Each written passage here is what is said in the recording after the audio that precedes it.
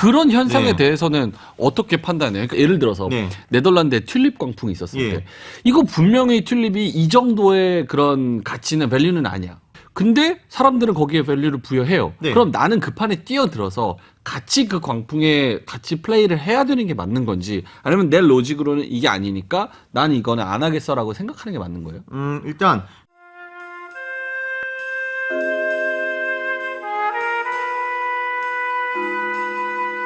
일단 그 기본적으로 그 당연히 참여하는 게 좀 좋다라고 보고요. 그래요? 아니 왜냐면은 버블이 아니면 언제 돈을 법니까 사실.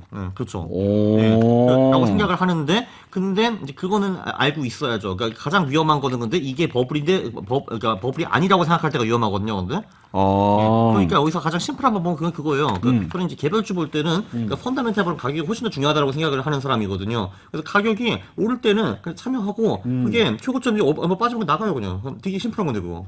근데 대부분 사람들이 이제 광풍의 끝무렵에 이제 참여하고 가격이 꺾였는데도 불구하고 그게 가치가 있다고 믿으면서 못 빠져나가는 경우가 많죠. 근데 너무 좋은 말이다. 네. 그렇게 시장이 미치지 않으면 네. 시장이 항상 이성적이면 누가 어떻게 돈을 버냐? 아니, 그니까, 당연히, 안 미친 주식 가지고도 벌 수는 있는데, 아니, 에코프로가 10배 있었는데, 저는 솔직히 참여 안 했거든요. 근데 저는 돈 못 벌었거든요. 근데, 그럼 내가 잘났냐? 아니죠, 당연히. 못 벌었는데.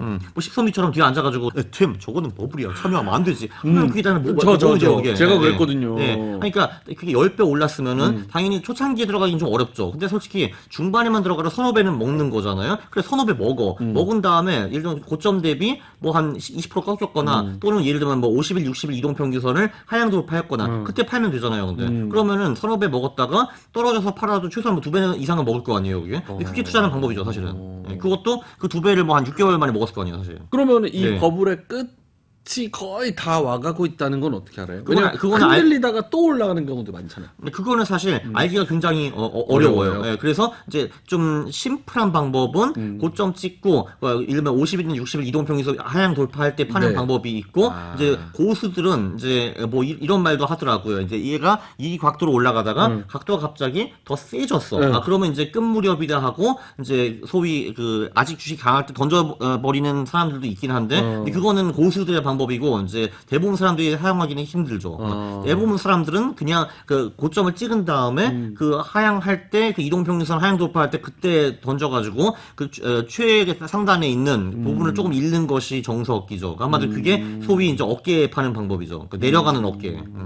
근데 올라가는 어깨에 파는 건 위험해요. 왜냐면 예를 들면 얘가 이제 100에서 이제 한 300까지 갔다 이거예요. 그럼 이러면 어깨다 하고 판단을 해서 팔 수가 있는데 얘가 5천까지 갈 수도 있는 거거든요. 그건 진짜 모르는 거거든요. 그래서 5천까지 가는 거 냅둔 다음에 내려오는 어깨 뭐 4천, 4,500에서 파는 것이 정석이라는 거죠.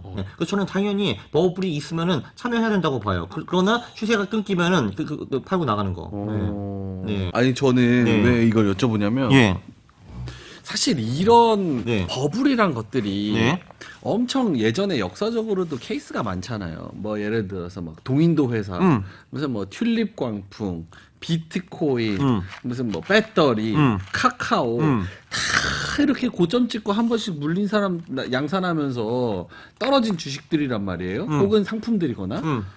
그 저는 이번에 막 뭐 배터리도 어쩌고저쩌고 해가지고 미친 듯이 막 띄우는데 지금 결국은 150만 원에서 60만 원 됐잖아요. 그거보다 지금 더 떨어질 수도 있고 그런 거 보면 비이성적으로 지금 탑승해 있는 사람들한테 네. 그래도 시그널을 줘야 되는 게 제가 진행자로서의 역할인가 이 생각을 많이 해요. 네. 그러면서 일부러 좀 반대 의견도 좀 레셔널 그런 의견을 좀 제시하려고 해요. 네. 광풍에 조금 떨어져 있는 의견. 네. 근데 그러면 이제 욕을 바가지로 하는 건 네가 네. 뭘 하냐 뭐 무슨 어쩌고 저쩌고 막 그래서 당연히 가끔씩 그 욕 들어갔으니까. 내가 욕을 네. 먹으면서도 이 얘기를 해야 되는 게 맞나? 네. 그냥 거기 사람들이 거기에 믿음이 있어서 막 미쳐 있는데 내가 이거를 바른 소리 한다고 나한테 욕 먹고 내가 무슨 득이 되지? 네. 고민이에요. 예. 그럼 그리고 사실 이게 광풍이나 버블이라는 거는 그 꺼진 후에나 알 수 있는 거예요. 그러니까 이게 실제로 실체가 있을 수도 있어요. 뭐 예를 들면 아마존이나 테슬라 이런 거들도 100배 이상 뭐 오르고 했거든요. 근데 그거를 버블이라고 하긴 좀 어렵거든요, 사실. 예. 그쵸.